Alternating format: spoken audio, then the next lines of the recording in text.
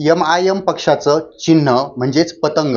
मात्र मकर संक्रांतीला पतंग जास्त उडवला जातो आणि त्यासोबतच याचा प्रचार जो आहे तो कुठंतरी एम करेल म्हणजे राजकीय फायदा घेईल असं म्हटलं जाते. त्यासोबतच शिवसेनेचे मंत्री संजय शिरसाट आणि भाजपचे आमदार संजय केनेकर यांनी मागणी केली की पतंग चिन्ह गोठवण्यात यावं. आपल्यासोबत एम पक्षाचे प्रदेशाध्यक्ष इम्तियाज जलील आहेत. सर, काय सांगाल? तुमचं जे पतंग चिन्ह आहे ते गोठवण्यात यावं ही मागणी केली जाते. त्यामागचं कारण आहे की मकर संक्रांतीला पतंग उडवला जातो आणि त्यासोबत तुम्ही त्याचा राजकीय प्रचार करता असा तुमच्यावर आरोप आहे. काय आहे की माझ्या जिल्ह्याला हे अभिमान आहे की कोहिनूर हिरे आम्हाला भेटलेले आहे. ते पालकमंत्रीच्या रूपाने भेटलेले आहे किंवा भारतीय जनता पार्टीचे जे नेते आहे त्यांच्या रूपाने भेटलेले आहे.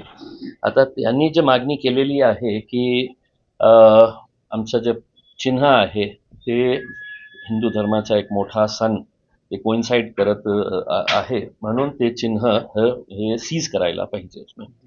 आता मला त्यांना हे सांगायचे आहे की या एका महिन्यामध्ये कीचडमध्ये जे कमळ खेळतात ते नको खेळायला पाहिजे.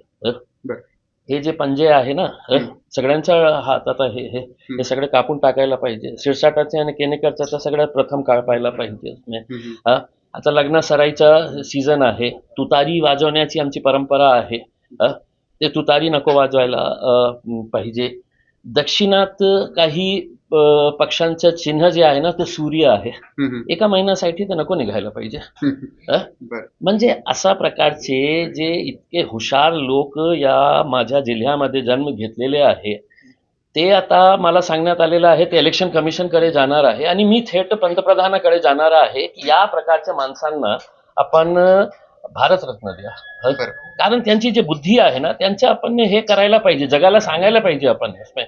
मला माहित नाही आहे की त्यांचं काय आहे, पण मी यावर्षी मकर संक्रांतीचा सण शिरसाट साहेब साजरा करतील नाही करतील मला माहित नाही, केनेकर साजरा करतील मला माहित नाही, पण इम्तियाज जलील नक्की हे सण पारंपरिक रीतीने साजरा करणार. म्हणजे काय करणार, त्या दिवशी मी पतंग उडवणार आहे. बरं, मग आता हा पतंग उडत असताना कुणाची दोरी काढणार, कुणाचा पतंग काढणार? आता ते तुम्हाला कळेल.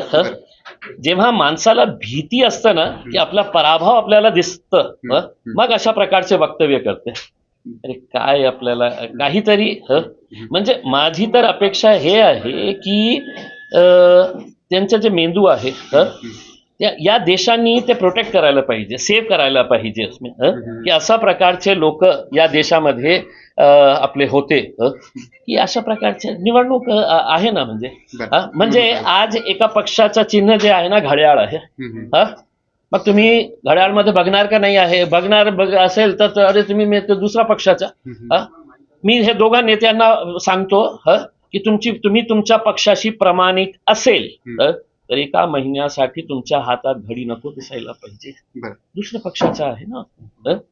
तर हे असे प्रकारचे फालतू जेव्हा हे मुद्दे निघतात ना तर आपल्याला कळतं की सामनेवाला डरा हुआ है. ओके सर, एक महत्वाचं म्हणजे आता एम पक्ष आणि त्यासोबतच महानगरपालिका कोणासोबत युतीचा प्रस्ताव किंवा तुम्हाला कोणी युती संदर्भात बोलतंय का? तुमची काही इच्छा असं काही नाही साहेब. आता काय आहे की आम्ही पहिले आमचे जे लोक आहे जे आमच्या प्रामाणिक आमच्या सोबत उभे राहिलेले लोक आहे त्यांना आम्ही संधी देऊ. काही उरले सीट्स तर जे प्रस्ताव येतील तर त्यांना ऍडजस्ट करू.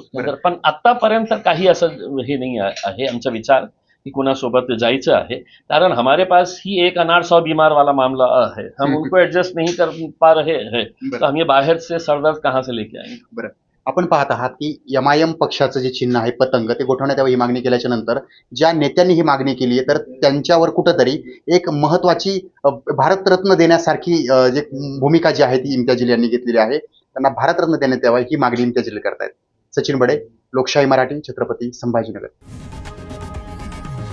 लोकशाही मराठी ऐका, पहा, जागरूक रहा.